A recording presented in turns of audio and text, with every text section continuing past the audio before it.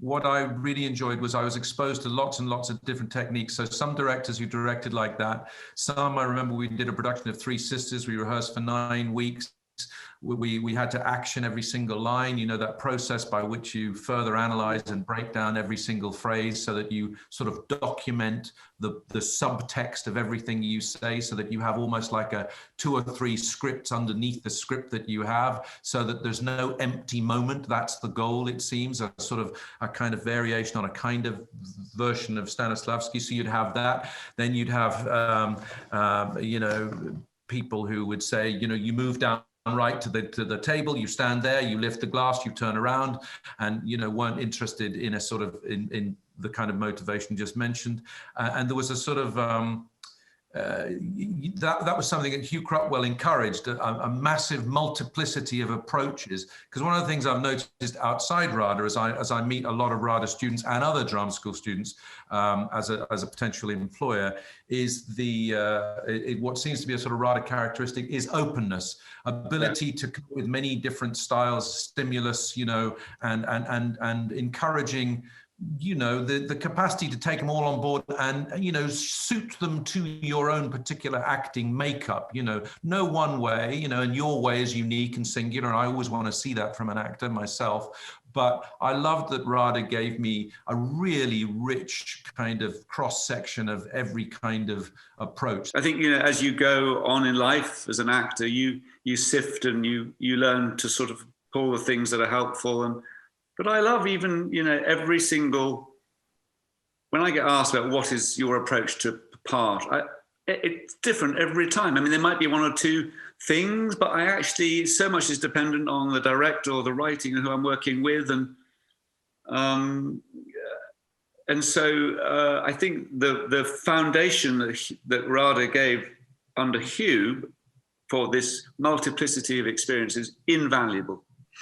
Ken, you had the opportunity of connecting with some of the RADA's legendary actors, and I believe you had an encounter with one of them while you were playing Hamlet. It was the RADA's 75th anniversary, and there was a kind of concert where there was as Hugh put it, a miscellany of stages of students' progress through the academy. It was a half-hour concert, so there was a stage fight, and there was a song, and there was you know, various other illustrations of what we do, and there was some Shakespeare, and I was asked to do, or told to do, the Rogue and Peasant Slave soliloquy from Hamlet, and I'd been working on it with Hugh, and again, I say everything, I back up everything Rafe was saying about what Hugh did there, but underneath all of that sort of, you know, gathering of many different voices, the single message was you have to be truthful. You've got to be truthful. If I don't believe it, it doesn't, you know, I want your technique. I want you to be better at all the things you have control over, but it's all devoted to you making me feel as though you just thought that here and now. And during the work on the Hamlet, he would often, I mean, it'd be the kind of thing where he'd say, you know, just one thing, Branagh, that you really have to understand is just this endless gesticulation all the time. You're like a sort of semaphore celebration during the speech. And you do have to understand that at some point, there will be some moment where a really inappropriate gesture accompanies an important moment. And all I would say to you now is melons. You suddenly arrive in the middle of a speech and you are stopped holding melons. And that's what I see. I don't hear anything or see anything truthful. I just see a weird gesture. Please stop it. And then he said, so in order to try and encourage me not to do such things, he said, I've got somebody I'd like to, he's here for the council meeting. Do you mind if he comes in and sees this speech? And no, I don't, man. He goes to the door, steps out from it, and then he walks in with John Gielgud. John Gielgud, to the uninitiated, was perhaps the actor most associated with Hamlet in the 20th century, linked to the Terry family, who worked with Henry Irving, who were the masters of the Victorian theatre. A legend, perhaps the greatest Shakespearean actor of our time, and in many people's minds, the greatest Hamlet of the 20th century. And I was now required at 19 years old to do a speech from Hamlet in front of him. So all I can say is one of the things we talked about what Hamlet prepares you for, what that prepared me for was nerves on a scale that I have never since encountered. I was physically shaking, and forget it, the melons by this stage were about as big as melons could get in the course of the gesture. But I went through it. I got through it. By the end of it, I was sweating. I couldn't speak. I could barely breathe in his presence. But he did have, across the course of the speech, a calming atmosphere about him. And afterwards, he was very, very nice. And he had 4 quick notes. One of them was the melons notes. He didn't use the word melons, but he pointed out a mispronunciation in scansion. He talked about pacing in the early part of the scene, and he talked about how to finish it. But what was amazing was that for those few moments, he talked to me and with me, not at me, like a colleague. And Hugh Crutwell made no great fuss of it. I was not some special favored thing. It was a sort of, it was en passant, just it happened. He literally had 2 minutes before going in. He came in, Hugh never mentioned it again. And it was just a beautiful moment of both being thrown to the lions and being given some tidbits from the gods at the very same time. Rafe, you got a Tony Award for your Hamlet, which you played in the Almeida and on Broadway in 1995. Why do you think actors are so drawn to this role? Oh, I think Hamlet is, I think you get to ask all the big questions about life and existence, the big, big questions. I mean, Hamlet is a young person, and it's great, of course, Hamlet is being played increasingly by women. And I think it's because the soul of Hamlet is definitely can cross genders. I think because it's exciting to be able to inhabit those big questions. Hamlet's young, he encounters corruption. He's brought face to face with corruption close to home, transgression. And so I think the great universally appealing thing for actors, and I think for audiences, is because Shakespeare gives you these great, not just the monologues, but of course they're central, but you get to ask the questions that pretty much we all ask in some version of ourselves in life. But it's in this fantastic context. It's a kind of thriller. The play is well structured, and I think it can benefit from cutting. But I think and that's why whenever there's a Hamlet, people always go and see a Hamlet, because everyone. I remember I did it with Jonathan Kent directed me, and you encounter, of course, people who might not like your Hamlet. But I remember Jonathan Kent saying, this is the part that everyone owns. Everyone knows the Hamlet they want to see. Everyone has people are possessive. I'm not just talking about actors.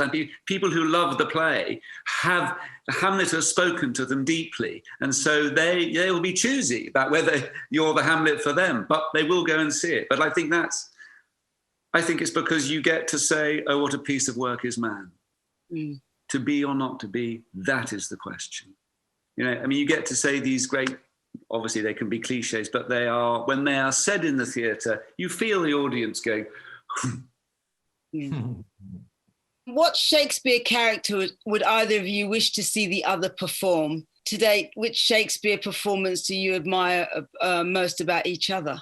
Well, I've seen Ken's been sort of brilliant in so many Shakespeare roles, and fantastic Leontes recently on stage. But I was thinking about this question because I do remember, Ken, the very exciting impact your Henry V made on film, and you had the balls to go and make Henry V. We all went to see Laurence Olivier's Henry V when we were young, but it was the way it was the kind of intimacy and the naturalness that often is denied Shakespeare in the theatre, but there was a fantastically exciting intensity to your performance. I hadn't seen that contemporary easy. It was a bit like just Judy. It was spoken. You spoke it with this intensity and naturalness, and it was a great film with amazing people around you. So, in great admiration of all the other parts, but I just remember that was like it was Shakespeare and film kind of doing that in a very exciting way. And I don't think I'd seen that. So that really marked me. And I would love to see you play Falstaff. I'd love to do that. I would love to do that. When it comes to Ralph, it's interesting. Recently, Ralph is a great Shakespearean actor. No question about it. With intelligence and naturalism and ease and everything. There was a beautiful performance of Richard II many moons ago at the Gainsborough Studios, part of a great double sort of bill, night by night, as it were. Richard II, a part in which an actor can sink into self-indulgence, and it never happened, but there was this real understanding of what the sort of spiritual and emotional isolation was, effortless control of very difficult verse. Again, it's that thing of making it natural, but this time carrying it to 1,000 people.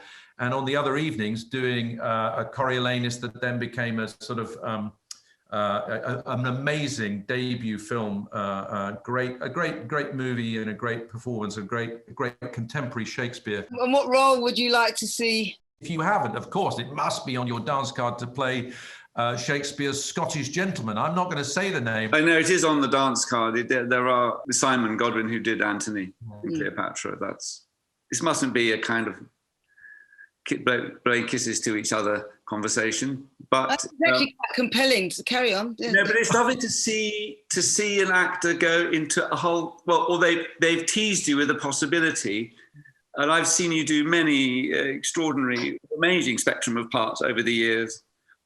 But I just thought, when I read that question, I just thought that would be really to see, having played Henry V, and kind of, I guess you had to not. Have you played Hal? No, I haven't. No. But I just would love to see you expand into that, because I think Falstaff is full of a kind. I just would love to see it. Sorry, I can't. And maybe direct. I'd love to see you take those Henrys actually as a director.